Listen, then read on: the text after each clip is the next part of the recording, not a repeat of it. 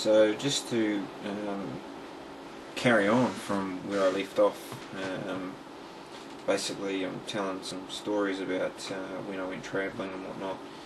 So the story goes, when I was about 25,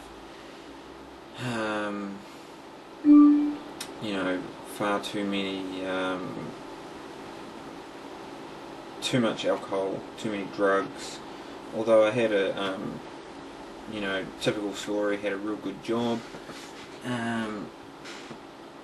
you know, 9 to 5, Monday to Friday, good money, good job, good friends, and then, you know, I kind of didn't want to be there anymore, didn't want to be around a lot of people.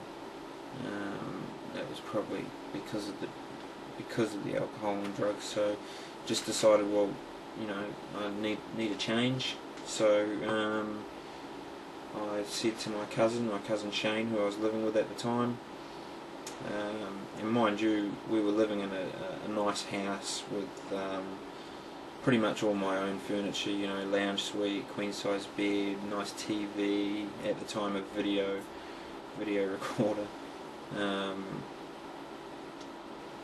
you know, you name it, pay TV, fridge, freezer, a nice car. So I went to my cousin, I says, you know, you want to go to Aussie with me? He said, yeah, alright, yeah, when do you want to go? And I says, well, when I sell my car, which was my biggest asset, you know, I'll buy the tickets for both of us. He's like, yep, sweet, count me in. So, yeah, he's into that, I'm into that. So, you know, I advertised my car, I ended up selling it that same day that I sold the car. So this is even before my cousin knew I sold it. So I lost my train of thought. So yeah, I sold the car and I went in to see my an ex-girlfriend of mine who worked at Flight Centre, and she gave me a couple of tickets to Brisbane. But you know, then we drove down from Brisbane to Service Paradise. But anyway, so I got the tickets. I went home that night and I said to my cousin, well, guess what? I sold my car, and you've got about a month to sell all your crap. So sell all your crap, sell all your stuff, and we're out of here in about a month. So he did that, and I sold all my stuff, and you know, I had I think about $7,000. Back in those days, that was pretty good, I guess. $7,000. He had a bit less than that. So we flew over, to the dismay of pretty much most of our families, because really back in those days, you know, we'd say we're going to do this, we're going to do that, and it would never happen. So, but this was I think a real surprise for the family. Anyway, so we get over there, and we just happen to, you know, have some of my family over there who run a motel, so we had a place to stay for the first couple of weeks. And my cousin, he got a job pretty much within the first week that we were there. He was in the automotive trade, so they were pretty desperate over there at that time for automotive people, so he got a job within the first week, bought himself a car, and he was sorted. Me, I went into Jupiter's Casino within the first week, you know, filled out an application form, and it just so happened that they were running interviews for the first time in over a year and a half. That's how long they hadn't needed to hire anyone,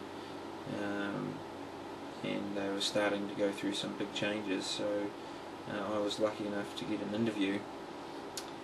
Ended up going through 4 interviews, but in the meantime we found a place to live, and the flat that we rented actually happened to be off a pit boss that worked at a casino. So whether that helped me out or not, I don't know, but I ended up getting the job, and then I ended up having to do 6 weeks of casino training. That pretty, you know, it was unpaid training, 40 hours a week, and pretty much at the end of that my $7 grand was gone.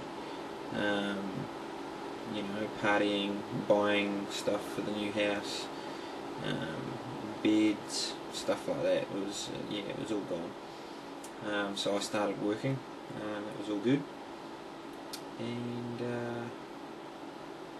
then yeah, so we both had jobs. We were both going all right, and that was our introduction to Australia, which was really good. I mean, we both loved Australia. But anyway, I have to go right now because I've got an exam to study for that I've got to take in 2 days. But just to tell you what's coming in the future, basically I met a lot of people, a lot of good people, really cool friends, and just so happens me and one of those people became my best mate, and 4 girls that we knew, we all end up travelling together. We go to Bali, England and Greece, and got some pretty wicked stories to tell about Bali and Greece that yeah, hard to believe, you won't believe it, involving the Greek mafia and just dodgy dealings in Bali. This was, mind you, this was about 3 or 4 months before the Bali bombing as well, that I was there in the Sardi Club.